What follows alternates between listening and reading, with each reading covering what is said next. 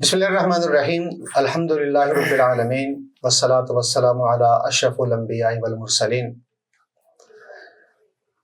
محترم ناظرین، السلام علیکم ورحمۃ اللہ وبرکاتہ۔ خصوصی رمضان ٹرانسمیشن کے ساتھ دی لیجنڈ انسٹیٹیوٹ اسٹوڈیو سے آپ کا میزبان محمود حسین ڈوگر حاضر خدمت ہے۔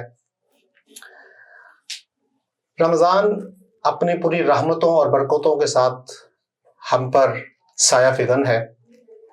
ہم اللہ کی رحمتیں اپنے دامن میں سمیٹ رہے ہیں۔ رمضان کے جہاں پر روحانی فوائد اور ثمرات ہیں، وہیں پر جسمانی طور پر بھی روزہ رکھنے سے کیا فوائد حاصل ہوتے ہیں، بڑا اہم موضوع ہے۔ اس موضوع پر آج ہم نے گفتگو کرنے کے لیے اپنے اسٹوڈیو میں مدعو کیا ہے انتہائی قابل احترام ڈاکٹر باسط خان صاحب کو۔ ڈاکٹر صاحب، آپ کا بہت شکریہ، آپ تشریف لائے۔ جزاک اللہ خیر۔ ناظرین، روزے کے روحانی ثمرات تو ہیں ہی۔ روحانی طور پر انسان مضبوط ہوتا ہے، اللہ کی رحمتیں سمیٹتا ہے، اور نیکی کا اجر بڑھا دیا جاتا ہے۔ رمضان میں نفل کا جو اجر ہے وہ فرض کے برابر کر دیا جاتا ہے، اور ایک فرض اس کا 70 گنا بڑھا دیا جاتا ہے، اور عام نیکی اس کا اجر بھی 70 گنا سے زیادہ کر دیا جاتا ہے۔ یہ روحانی ثمرات تو ہیں ہی، لیکن اس کے ساتھ ساتھ روزہ رکھنے سے جسمانی طور پر بھی فوائد حاصل ہوتے ہیں۔ وہ فوائد کیا ہیں، اس حوالے سے آج ہم گفتگو کریں گے۔ ڈاکٹر صاحب، ہمارے ناظرین کو بتائیے گا کہ روزہ رکھنے سے جسمانی طور پر انسان کو کیا فوائد حاصل ہوتے ہیں؟ جی، بہت بہت شکریہ آپ کا اپنے پروگرام میں انوائٹ کیا۔ دیکھیں، جہاں تک روزے کا تعلق ہے وہ تو آپ سب کو پتہ ہے کہ فرض کیے گئے ہیں مسلمانوں پر، اور قرآن پاک میں بھی آیا ہے کہ اس کا مقصد حاصل ہے۔ مقصد کیا ہے؟ لعلکم تتقون، تاکہ تم پرہیزگار ہو جاؤ۔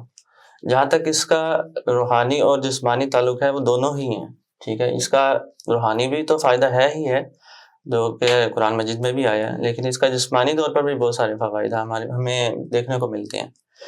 تو اس کے اندر جو پہلا جو سب سے بڑا فائدہ ہے وہ یہ کہ سب سے پہلے جو ہم روزہ رکھتے ہیں اس میں تقریباً سمجھے 12 سے 20 گھنٹے کا ہمارا روزہ ہوتا ہے، ٹھیک ہے۔ مختلف ممالک کا میں ٹائم بتا رہا ہوں۔ تو جہاں جتنے بھی ہم روزہ اس میں رکھتے ہیں، اس میں سب سے پہلے جو ہم بھوک جیسے ہم شروع کرتے ہیں کھانا پینا، آپ خود محسوس کرتے ہوں گے آپ کے جسم میں کمزوری آنا شروع ہو جاتی ہے، ٹھیک ہے۔ اور اس میں یہ ہے کہ جیسے آپ کھانا پینا بند کر دیتے ہیں، اس میں ہمارے جسم میں باڈی میں چینجز آنا شروع ہو جاتی ہیں۔ وہ چینجز کیا آتی ہیں؟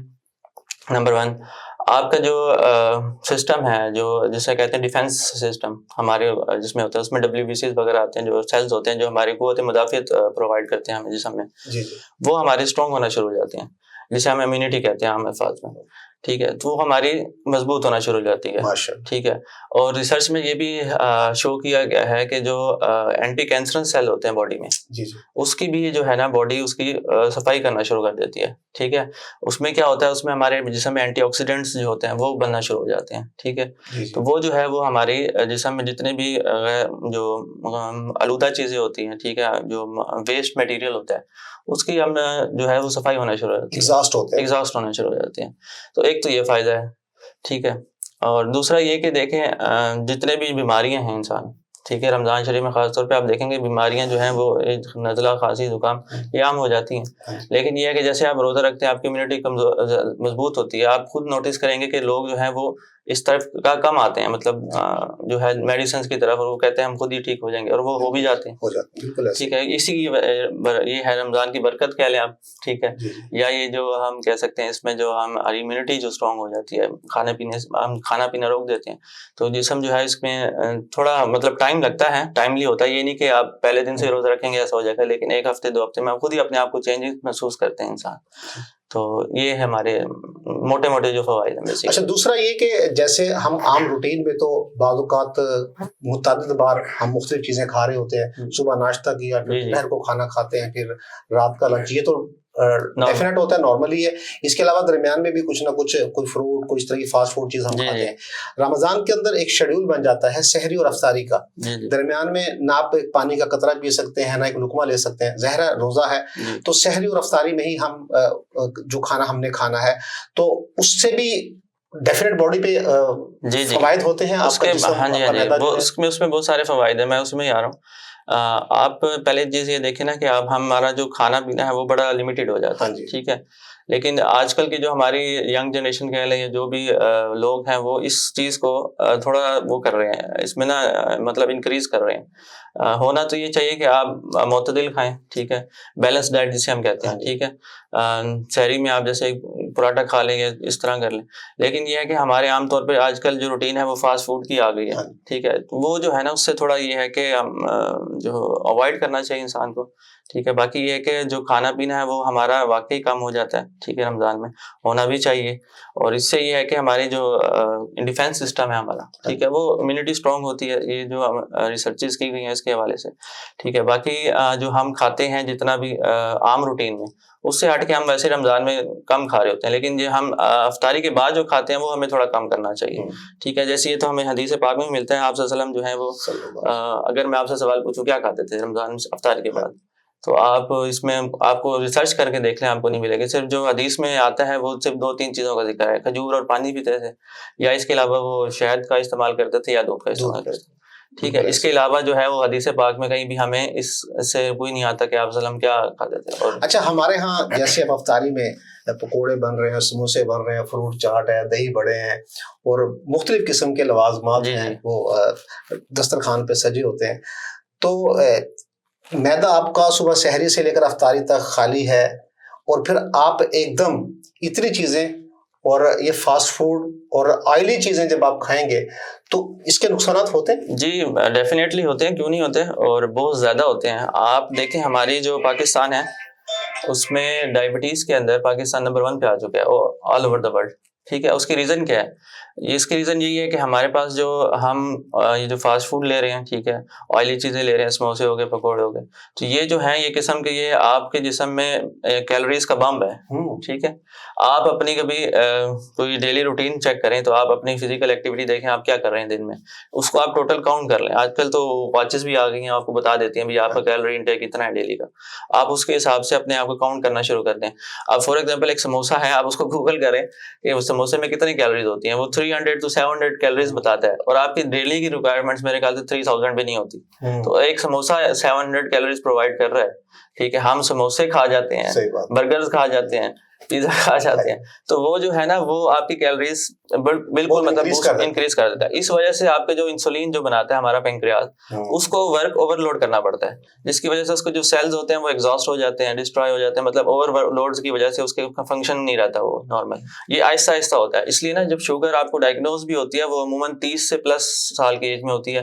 جو 15 سال 20 سال میں ہوتے ہیں وہ دوسری بیماری ہوتی ہے, وہ ٹائپ 1 ہوتی ہے. ٹائپ 2 جو ہوتی ہے وہ 30 سے 35 سال میں ہوتی ہے. وہ وجہ یہی ہے کہ انسولین کا جو پینکریاس ہے, ہم انسولین بنا رہے ہیں, وہ ورک کرتا اینڈ میں وہ ایگزاسٹ ہو جاتا ہے. جب ایگزاسٹ ہوتا ہے تو آپ کو شوگر کے جو ہے اثرات شروع ہو جاتے ہیں. اچھا, ایک اور بھی, جب آپ افطاری میں اتنی چیزیں کھائیں گے اور اتنی ہیوی ڈائٹ جب آپ لیں گے تو ایک بھاری پن بھی طبیعت پر محسوس ہوتا ہے. اس کے بعد پھر آپ کے لیے عشاء کی نماز ادا کرنا, تراویح پڑھنا تو بہت مشکل ہو جاتا ہے. تو آپ کیا سجیسٹ کریں گے کہ افطاری میں ہمیں نارملی کیا چیز کھانی چاہیے کہ جس سے ہماری کیلوریز بھی پوری ہو جائیں, ہماری کھانے کی ضرورت بھی پوری ہو جائے, اور بھاری پن بھی نہ ہو, اور صحت کے لیے بھی مفید ہو؟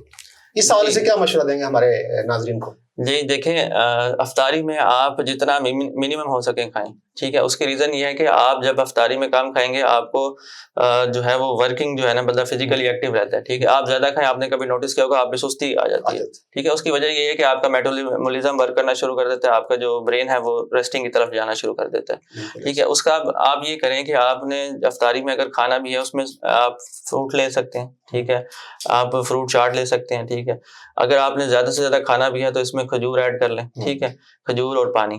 ٹھیک ہے, 4-5 چیزیں ہیں, آپ سیلیڈ بنا کے کھا سکتے ہیں. ٹھیک ہے, مطلب لائٹ فوڈ کھائیں آپ, اس کو روٹی اور یا چاول اور وہ جو ہم کھاتے ہیں سموسے پکوڑے دہی بلے, یہ چیزیں آپ تھوڑا اوائڈ کریں, خاص طور پہ آئلی چیزیں. ٹھیک ہے, آپ فریش سیلیڈ کھا لیں, آپ چنا بوائل کر کے کھا لیں. ٹھیک ہے, آپ وہ کھا سکتے ہیں, کھجور کھا سکتے ہیں, کھجور لے لیں 2-4-5. ٹھیک ہے, وہ کھا لیں آپ, اس کو بھگو کے اس کو پانی میں لیں اس کا. ٹھیک ہے, یہ بیسٹ چیزیں ہیں آپ کے لیے. ٹھیک ہے, آپ گرین ٹی کعبہ پئیں. ٹھیک ہے, پانی کا استعمال زیادہ کریں آپ. ٹھیک. اس کے علاوہ آپ زیادہ دیکھیں اگر آپ کچھ کھائیں گے بھی صحیح آئلی چیزیں وہ اس کا پھر نقصانات بھی علیحدہ ہیں. ہمارے ہاں دیکھیں اب 2-3 چیزیں ہیں بیماریاں جو بہت کامن ہیں. ٹھیک ہے. ورلڈ وائڈ میں اتنی نہیں ہیں جو ہمارے یہاں. ایک جیسے شوگر ہے, دوسری پھر ہمارے پاس کارڈیو ویسکولر ڈیزیز آ جاتی ہیں. ٹھیک ہے. اب بلڈ پریشر ہے, اس کے اندر ساری چیزیں آ جاتی ہیں. تو یہ جو چیزیں ہمیں اس کا پھر تھوڑا دیکھنا پڑتا ہے, اوائڈ کرنی چاہیے اور جو ہے وہ ہیلدی کھانا چاہیے. اچھا, قرآن پاک میں اللہ نے فرمایا کہ جو مسافر ہے اور جو بیمار ہے اس کو اللہ نے رعایت دی ہے. جی جی. تو مریض سے کیا مراد ہے؟ ہمارے ہاں عمومی طور پر ہم دیکھتے ہیں کہ سر میں تھوڑا سا پین ہوا تو روزہ چھوڑ دیا, تھوڑا سا بخار ہوا روزہ چھوڑ دیا. تو آپ ڈاکٹر ہیں تو ڈاکٹر ہونے کی حیثیت سے مریض کس کو کنسیڈر کیا جائے گا کہ جس کو روزے کی رعایت ہوگی؟ دیکھیں جس کو ہم جو فیور کاؤنٹ کرتے ہیں نا, آپ تو 99 بھی اگر ہوگا تو ٹیمپریچر ہم اس کو فیور کاؤنٹ نہیں کرتے اپنے اس میں میڈیکل پہ. ہم فیور کاؤنٹ کرتے ہیں 100 پہ, 100 اور 101 سے. تو اگر کسی کو 99 فیور ہے اور وہ سمجھتا ہے کہ میرے اندر اتنی طاقت ہے کہ میں رکھ لوں گا روزہ, ٹھیک ہے. بعض اوقات فیور 99 بھی ہوتا ہے, پھر وہ بڑھ بھی جاتا ہے. ٹھیک ہے. اگر آپ کو لگتا ہے کہ آپ کو واقعی فیور ہو رہا ہے, بخار ہو رہا ہے, جسم آپ کا ساتھ نہیں دے رہا, انسان کو خود ہی اپنی کیفیت پتہ ہوتی ہے, تو آپ روزہ چھوڑ سکتے ہیں اس میں. ٹھیک ہے. شریعت نے آپ کو اجازت دی ہے. اور جو مسافر ہیں وہ بھی چھوڑ سکتے ہیں اسی لیے. ٹھیک ہے. لیکن ہمارے ہاں یہ بھی پریکٹس دیکھی گئی ہے کہ جس کو 103 کا بھی بخار ہو وہ بھی کہتا ہے میں نے روزہ رکھنا ہے. اس طرح کے لوگ بھی آپ کو مل جاتے ہیں. لیکن یہ دیکھیں شریعت نے آپ کو اجازت دی ہے کہ آپ روزہ چھوڑ سکتے ہیں. تو آپ کو اگر ایسا آپ کے جسم آپ کا ساتھ نہیں دے رہا, آپ کو ایسا فیل ہو رہا ہے کہ آپ کو فیور ہے یا کوئی الٹی وغیرہ آنے کا خدشہ ہے, آپ کو ہو رہا ہے ایسی محسوس, طبیعت ٹھیک نہیں آپ کے ساتھ نہیں دے رہی, تو آپ روزہ چھوڑ سکتے ہیں. یہ جب شریعت نے رخصت دی تو رخصت سے فائدہ اٹھانا چاہیے, بجائے اس کے کہ آپ زبردستی ایک پریکٹس کریں, ایک عمل کریں اور پھر بعد میں اس کے آپ کو جسمانی طور پر نقصان کا بھی سامنا کرنا پڑے. تو رخصت سے فائدہ اٹھانا چاہیے. اچھا ڈاکٹر صاحب, جیسے آپ نے ذکر کیا کہ پاکستان اس وقت شوگر میں ڈائبٹک کے اندر دنیا میں ٹاپ پر ہے, سب سے زیادہ پیشنٹ ہمارے ہاں ہیں اور تعداد انکریز ہو رہی ہے, مسلسل بڑھ رہی ہے. اور اب تو یہ صورتحال بھی آ رہی ہے کہ بائی برتھ بہت سے بچے ہم نے دیکھے کہ جن کو شوگر ہے, اور اسی طرح ینگسٹرز کی, نوجوانوں کی ایک بہت بڑی تعداد ہے جو شوگر میں پیشنٹ بن رہے ہیں شوگر کے. حالانکہ یہ ایج ایسی ہے جوانی کی کہ اس میں تو بندہ کھیلتا کودتا ہے, بھاگتا دوڑتا ہے. بیماری تو ویسے امیون سسٹم بڑا اسٹرانگ ہوتا ہے, بیماری قریب نہیں آتی, لیکن ایک نوجوانوں کی بڑی تعداد جو ہے وہ شوگر پیشنٹ بنتی جا رہی ہے. اس میں بہت سی ریزنز ہیں, جیسے آپ نے اب ذکر بھی کیا کہ فاسٹ فوڈ ہے جو فیوریٹ فوڈ ہے ہمارے نوجوانوں کی, اور اس کو استعمال کر رہے ہیں تو اس سے بھی یہ بڑھ رہی ہے. رمضان میں شوگر جو پیشنٹس ہیں ان کو بہت سی مشکلات کا سامنا کرنا پڑتا ہے, تو اس حوالے سے آپ کیا تجویز دیں گے جو شوگر پیشنٹس ہیں کہ وہ اگر روزہ رکھنا چاہیں تو کیسے رکھیں اور کس طرح اپنی ڈائٹ کا وہ خیال کریں؟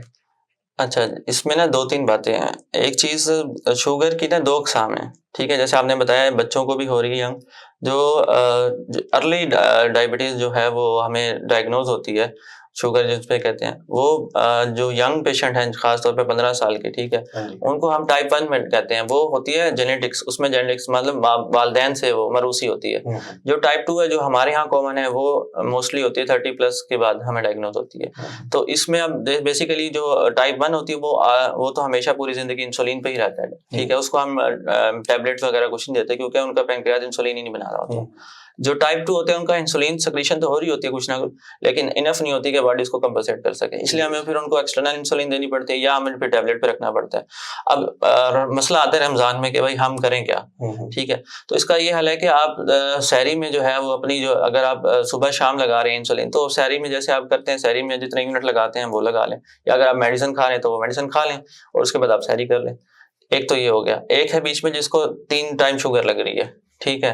تو اس میں یہ ہوتا ہے کہ ہم جو مطلب اگر آپ مارننگ میں بھی لگا رہے ہیں, ایوننگ میں بھی لگا رہے ہیں اور نائٹ میں بھی لگا رہے ہیں, تو اس میں یہ ہوتا ہے کہ آپ کو ڈوز ایڈجسٹ کرنے کی ضرورت پڑ جاتی ہے. وہ آپ پھر اپنے جو ڈاکٹرز حضرات ہیں جس بھی آپ رہے ہیں, آپ اس کی انسولین ایڈجسٹ کروا لیں, مارننگ اور ایوننگ کی کروا لیں. وہ ہے کہ آپ اس میں آپ نائٹ والی چھوڑ دیں, آپ اس میں سحری اور افطاری میں جو ہے وہ انسولین ایڈجسٹ کر سکتے ہیں. اس کی ڈوز ہوتی ہے, مثال کے طور پہ آپ پہلے 40 یونٹس لگا رہے تھے, ٹھیک ہے, آپ اس کو ایکسٹینڈ کر دیں 45 کر لیں. اس طرح ہوتا ہے. اگر آپ 20 یونٹ لگا رہے ہیں 30 یونٹ, پھر وہ ایڈجسٹ کرنی پڑتی ہے ان کے اکارڈنگ ٹو ویٹ اور اس کے والے حساب سے, تو پھر وہ اس حساب سے وہ ان کا بھی ایڈجسٹ ہو جاتی ہے. کوئی اس طرح معاملہ نہیں ہے. بہت شکریہ. یہ تھے ڈاکٹر باسط خان صاحب جو روزہ اور انسانی صحت اس حوالے سے گفتگو کر رہے تھے.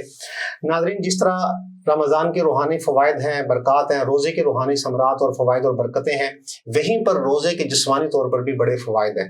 جیسے ڈاکٹر صاحب نے ذکر کیا کہ جب انسان روزہ رکھتا ہے تو اس کا امیون سسٹم سٹرونگ ہوتا ہے، قوت مدافعت اس کی مضبوط ہوتی ہے، اور وہ قوت مدافعت جتنی مضبوط ہوگی انسان بیماریوں سے اتنا محفوظ رہے گا.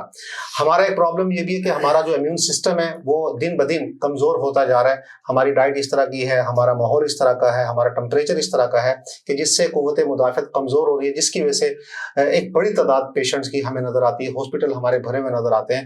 تو رمضان ایک بہترین پریکٹس ہے، روزہ ایک بہترین پریکٹس ہے کہ آپ اس کے ذریعے اپنے امیون سسٹم کو سٹرونگ کرتے ہیں، اپنے امیون سسٹم کو مضبوط بنا کر بہت سی بیماریوں سے آپ محفوظ ہو سکتے ہیں. لیکن اس کے لیے سب سے ضروری چیز جو یہ ہے کہ آپ افطاری میں اپنی خوراک کا خاص خیال رکھیں. تلی ہوئی چیزیں اور فاسٹ فوڈ ٹائپ چیزیں اس سے اوائڈ کریں، سادہ غذا لیں، پانی کا استعمال زیادہ کریں، لیکوڈ زیادہ استعمال کریں، فروٹ کا استعمال کریں جو نیچرلی غذا ہے. اس سے جب آپ یہ چیزیں استعمال کریں گے تو آپ جسمانی طور پر بھی فٹ ہوں گے، صحت بھی آپ کی اچھی ہوگی، اور روزے کے جو ثمرات اور فوائد ہیں وہ تو آپ سے مٹیں گے. اپنا بہت سا خیال رکھیے گا، اپنے میزبان کو اجازت دیجیے گا. السلام علیکم ورحمۃ اللہ وبرکاتہ.